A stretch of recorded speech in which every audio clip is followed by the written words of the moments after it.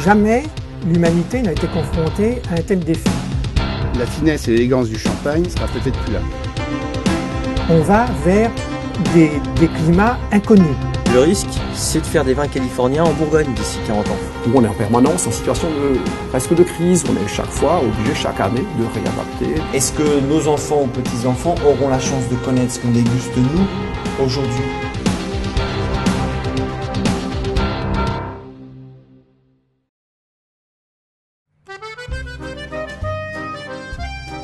En fait, on est situé dans la Bourgogne, dans la partie sud de la Bourgogne, dans le Mâconnais, sur l'appellation Pouilly-Vinzel, donc principalement sur des vignes en chardonnay, sur des vins blancs. C'est vraiment le berceau et c'est le cœur pour faire du pinot et du chardonnay. Quand on pose la question de l'évolution des vignobles face au réchauffement, une question fondamentale est: est-ce qu'on fera toujours du vin de même qualité ? Et le terroir, c'est avant tout un sol, un climat, une exposition, et ça tient compte aussi des us et coutumes, des traditions, de pratiques faites par les hommes. C'est clair que là, on est encore sur une année qui est très précoce. Le risque, c'est d'arriver à finalement trop de soleil, trop chaud, qui feront que les raisins vont tellement mûrir qu'on fera des vins qui seront plus équilibrés. Il faut savoir que le vin, bien sûr, c'est la conséquence d'un climat, d'un sol et de pratiques humaines. Et donc c'est très très sensible. Le moindre petit paramètre que l'on change va changer l'expression aromatique du vin, la couleur, la typicité. Cet effet du climat a nécessité maintenant une réadaptation aussi bien au niveau de la viticulture que de l'œnologie.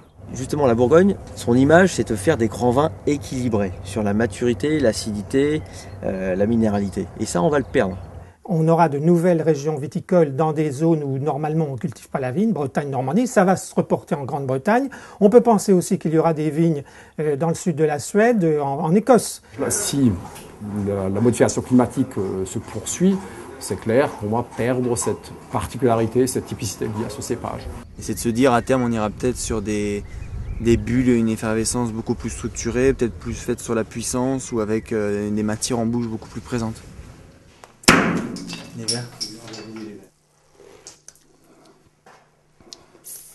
Le vin qu'on déguste aujourd'hui avec la finesse et la pureté qu'on lui attache, est-ce que dans 40 ou 60 ans, le flacon sera le même, l'émotion sera également au rendez-vous ? Je me vois mal bouleverser les traditions qu'on m'a transmises et de dire tout d'un coup, je change.